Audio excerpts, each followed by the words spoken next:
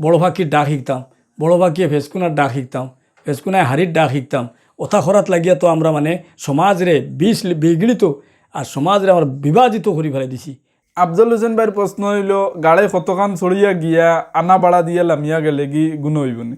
আফজল হোসেন ভাই গাড়িতে উঠিছে, একজন মানুষ মেহমানুল্লাহ খান উঠিছে, আর লামতে সময় সুরুল্লাহ খান লামিয়া গেছে কি, ও অষ্টার নামান্তর চুরি করা যাইজ না, এত যাইজ আছে নি?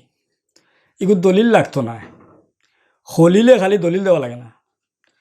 আকল থাকলে এমনি বোঝা যায় একজন মানুষ গাড়িতে উঠিছে, হে মেহমান হয়ে গেছে, এক জায়গায় যাইতো প্রতীক মুসাফির হয়েছে, সফর করাত কত বড় ফজিলত।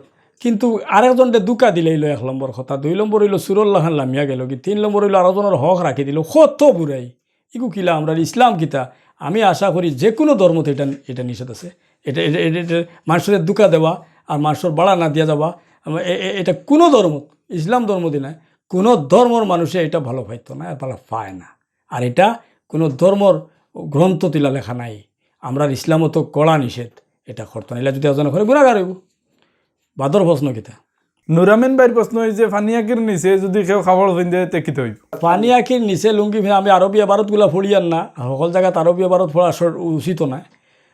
হদিস শরীফের মধ্যে আছে এই যে অংশ পানি আঁকির নিচে কাপড় পিনতেছে, ইয়া আল্লাহ জাহান্নামে যাইব এই অংশটা, না একবারে জাহান্নাম। এখন পানি আঁকির নিচে কাপড় পিন্দিছে এই মানুষটা, সেই অংশটা জাহান্নামে যাইব, তার মতলব কিতা? ও মানুষগুলো বাঁচাইয়া খালি হো অংশটা জাহান্নামে দিবানি? আস্তা মানুষ জাহান্নমীর আলামত। এর লাগি পানি আঁকির উপরে কাপড় পিন্দার ফজিলত যদি কেউ লেখে এক কিতাব হয়ে যাব। শারীরিক ফায়দা আছে বহুত, মনোবিজ্ঞানিক যুক্তি আছে। পানি আঁকির উপরে যে কোনো জাতি ধর্ম বর্ণ ভাষা নির্বিশেষে প্রত্যেক মানুষে পানি আঁকির উপরে যদি কাপড় পিনতে যে ফায়দা পাইব, এই ফায়দা আচরিত। আর আমরা ইসলামও বিশেষ করে নিষেধ আছে পানি আঁকির নিচে পিন্দাত, এই মানুষটা জাহান্নমী হওয়ার রাস্তাত ফাড়া মারি দিছে। এই রাস্তাত যাইতো না, নিষেধ আছে। পানি আঁকির নিচে কাপড় পিনতো না। আর শারীরিক ক্ষতি আমি কিতা হইয়া তুলা হয়ে দিতাম সেই আর শুনুন, পানি আঁকির নিচে কাপড় পিন্দিলে শারীরিক বল ক্ষমতা কমে, 1 নম্বর কথা। 2 নম্বর কথা হইল এই মানুষের নাপাকি বহুত জায়গায় আঁটিব, জায়গায় বেজায়গায় আঁটিব।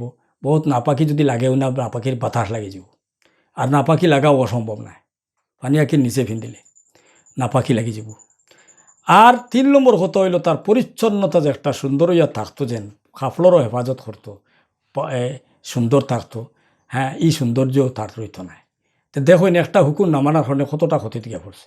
একটা হইল সৌন্দর্য রইল না, আটিতে শক্তি পাইতো না, বল পাইতো না।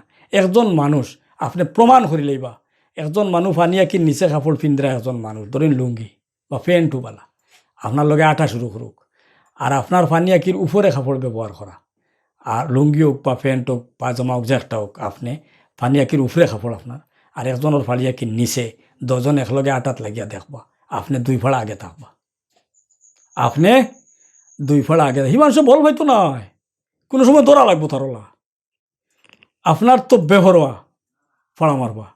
এর লাগে অন্য দেখুন আপনি আগে থাকবা আর ঘরে থাকবা। এখন দেখুন এই পানি আঁকির নিচে কাপড় পিনলো যে নমাজের মধ্যে, তো আমরা ইসলাম ধর্ম তো নমাজের মধ্যে তো কত বড় নিষেধ হয়ে যাব, এনি টাইম মকরু, কবিরা গুনার মধ্যে গিয়া ফলের। আর নমাজের মধ্যে গিয়ে নমাজটাও তো মকরু হয়ে যাব, সব নষ্ট হয়ে যাব।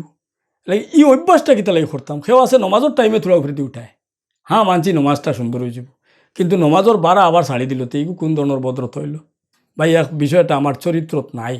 হ্যাঁ, একজন মানুষের দেখলাম সামনে, তারে দেখিয়া দেখাইলাম আমি রোজা, আর ওজন মানুষ সামনে নাই খাই নিলাম, ইগো ধরনের একটা খাম হয়ে গেল না। এর লাগি এই অত ফাতলামি আর অত নোংরা খাজ আমরা ইসলামের মধ্যে বিশেষ করিয়া নাই। আর আমি আশা করি মনে হয় অন্য ধর্ম তো এটা নিষেধ আছে, কিন্তু হয়তো আমরা সব ভাই হলে এটা খেয়াল করি না, চাই না। পানি আঁকির টাকনুর নিচে কাপড় পিনলে কতটুকু ক্ষতি, বিজ্ঞান চর্চা হিসাবে যদি আমরা চিন্তা করি এটা নিশ্চয় ভাইলিম।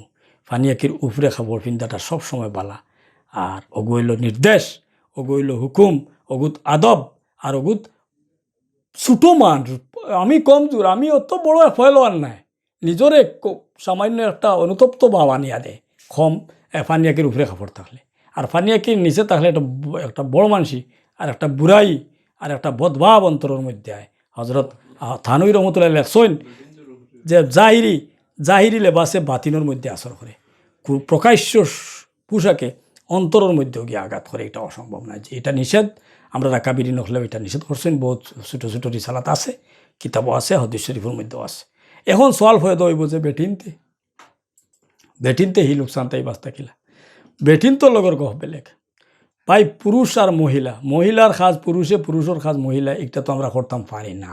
এর লাগি তো আছে আমি চুল রাখি নিলাম লম্বা করি ভাই, আমি আমার ইসলাম ধর্মর ভাই হল লাগে হইয়ার ভাই, চুল লম্বা করে রাখিয়া বেঠিন তোলাখান বানাই নিলাম, একবারে পুরা কুফা বানাই নিলাম, এটা ইসলামও হারাম, ইসলাম ধর্মত নিষেধ। আর আমি শাড়ি একটা ব্যবহার করিয়া বাজারও গেলাম কি, আমি পুরুষ মানুষ, এটা ইসলামের মধ্যে নিষেধ, সমাজও নিষেধ, সারাই আসিবা লইয়া খেদাইতেও পারেন, জিন্না তার বুত আইছে হইয়া আপনারে খেদাই লিয়া যাবা, তো হিকটা খিতা লাগি করবা, তে শাড়ি পিন্ধি লাইছে অত খারাপ লাগে। বা বহুত মেয়ে হলোর লেবাস আছে পুরুষের, ছেলে লাগাই দিছে, ছেলের লেবাস আছে মেয়ে, হারাম, ডাইরেক্ট হারাম। হজরত থানবীর রহমতুল্লাহ লেখা কিতাবও আছে, আদাবে জিদ্দিগিত আছে, ইসলামের রুসুমও আছে, ঢের কিতাবাদিত আছে, এটা নিষেধ। পুরুষরটা মহিলারটা পুরুষে আমরা নিতাম না। এখন লেবাস যদি ছোটো বাচ্চারে আমরা ওটা লাগাই দিই, অত কথা প্রসঙ্গে খালি আকাবিরি নহর কথা হয়।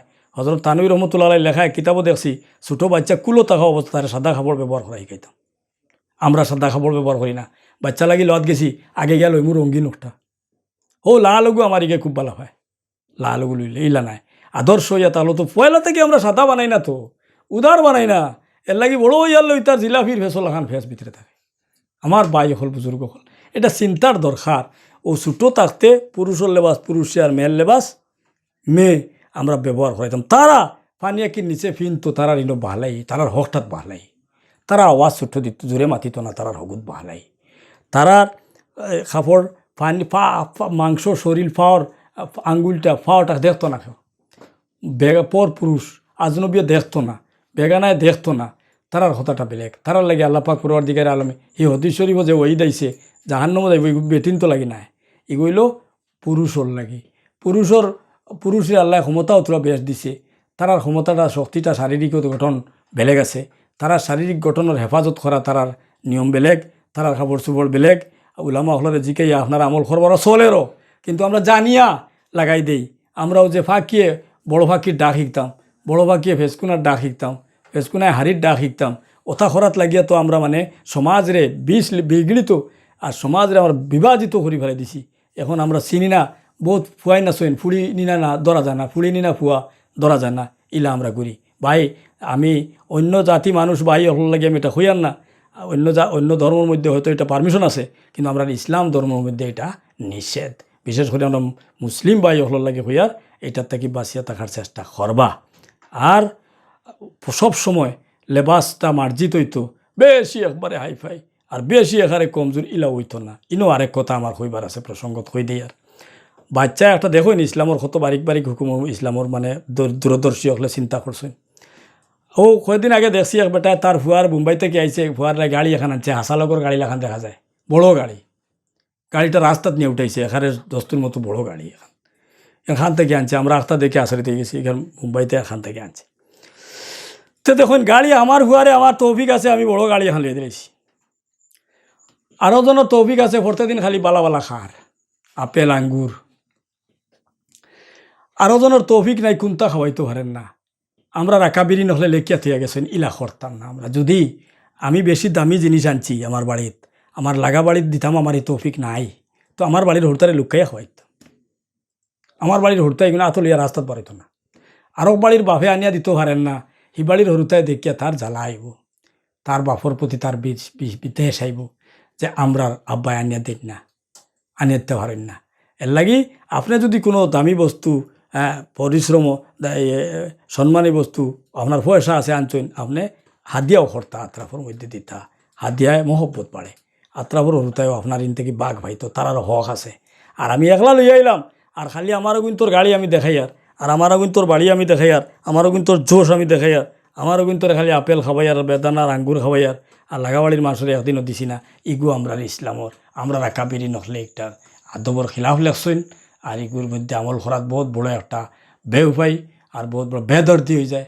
এই হামদর্দি করা ইসলামের মধ্যে আছে, ওটা আমরা বজায় রাখিয়া চলতাম, অত বিশুদ্ধ কথা আপনারা চিন্তা কথা মামুলি কিন্তু আমল করতে পারলে এগুলো বহুত বড় বড় কথার ফজিলত আমরা হাসিল করতাম পারমু ভাই আল্লাহু আলামু বিস সওয়াব আমি যেটা কইছি ইনোর মধ্যে যে আমরা এক উস্তাদে হইতা উর্দু ভাষায় হইতা এক আদমি দুনিয়া কি হর চিজ জান লেনা জরুরি নেই হে এক মানুষে দুনিয়ার সকল বস্তু শিকি লওয়া জরুরি নাই আর সকল বস্তু তার থাকি শুদ্ধ বাইরে যাওয়া এটাও অসম্ভব গলতি হয়ে যেতে পারে গলতি হইলেও আমারে আগাহি দিবা ইনশাআল্লাহ আমি সুস্থ আর শুদ্ধ করার চেষ্টা করবো আমি ওয়াদা দিলাম আর 2 নম্বর কথা হইল এটা যদি শুদ্ধ হয়েছে হলে আমল করার চেষ্টা করতাম